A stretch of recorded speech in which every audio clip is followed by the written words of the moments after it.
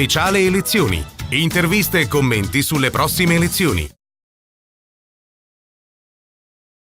Ben ritrovati agli amici di Radio Veneto 1, un nuovo spazio di approfondimento per presentare candidati e programmi in vista delle elezioni politiche del prossimo 4 marzo. Nostra ospite in questa occasione, Stefania Barbieri, ben trovata, grazie per essere con noi. Ben trovata a lei e grazie per l'invito. Stefania Barbieri, candidata nel collegio plurinominale per il Senato Veneto 2, quindi le province di Treviso, Vicenza e Padova, nonostante, lo ribadiamo, lei sia trevigiana ad hoc, candidata nel collegio del Veneto occidentale per il movimento Noi con l'Italia. Stefania Barbieri, abbiamo affrontato anche in alcuni nostri precedenti appuntamenti il tema dell'occupazione femminile. Lo ricordo per inciso, lei è consigliere di parità nella provincia di Treviso e quindi è un tema di cui si occupa quasi quotidianamente nella sua attività.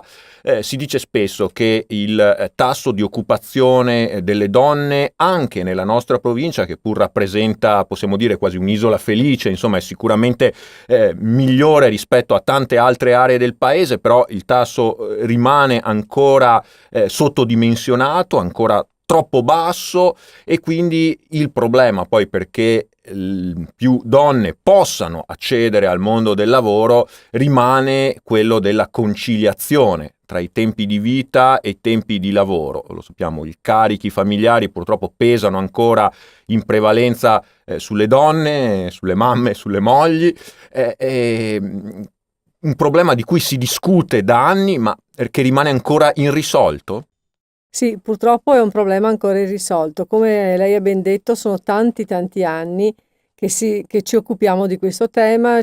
Sono stati fatti tanti convegni, tanti studi, ci sono veramente una marea di studi a disposizione, però purtroppo è rimasto un problema irrisolto.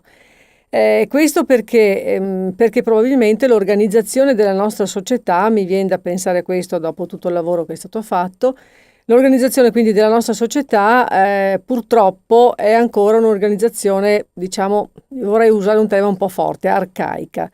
Organizzazione che vedeva i compiti di cura, la cura della famiglia, quindi dei figli, degli anziani, in capo alla donna. Ora sappiamo bene che non è più così, perché le donne hanno avuto ovviamente, per fortuna, anche la capacità giuridica, abbiamo avuto il diritto di voto nel 1946 e di conseguenza è iniziato un processo di emancipazione. Io dico per fortuna perché si sta vedendo, soprattutto in questi anni di crisi, che molto spesso nelle famiglie, se non lavorava la donna, ci sarebbero stati dei problemi veramente importanti. Quindi il lavoro della donna non è più una scelta, non è più un fatto di emancipazione, ma è una necessità attuale per le famiglie.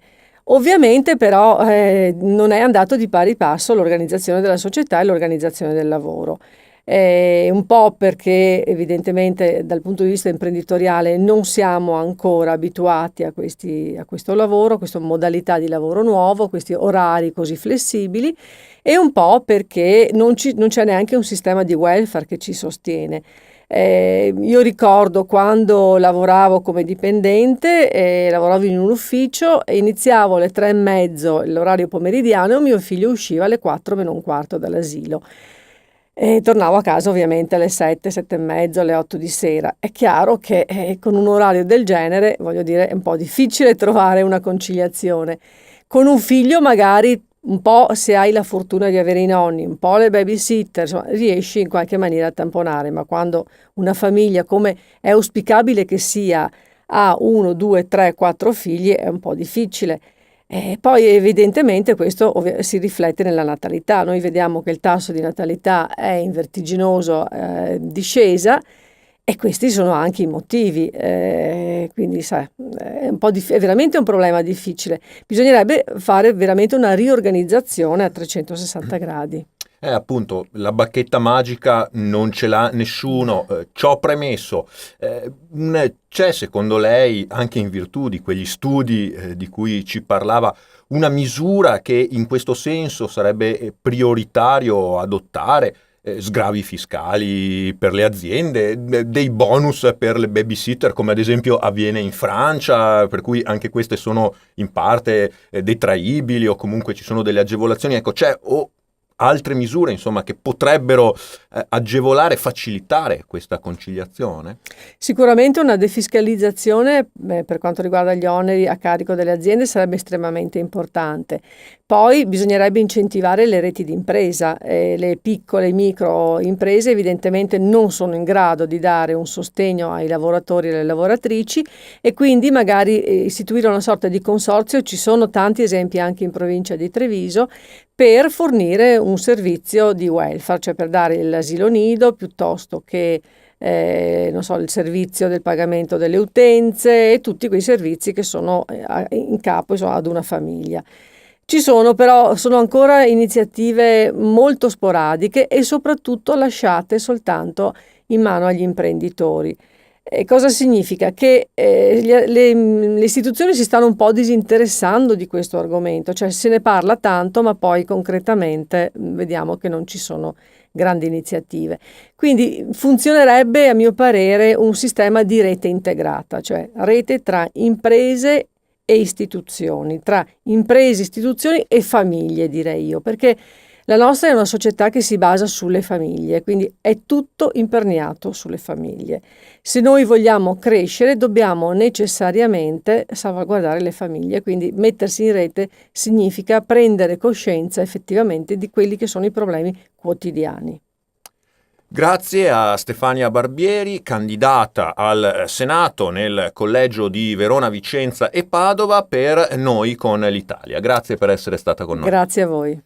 Grazie anche da parte mia, vi rinnovo l'invito naturalmente a seguire i prossimi spazi di approfondimento, sempre qui sui canali di Veneto 1, dedicati alle elezioni del 4 marzo. Speciale elezioni. Interviste e commenti sulle prossime elezioni.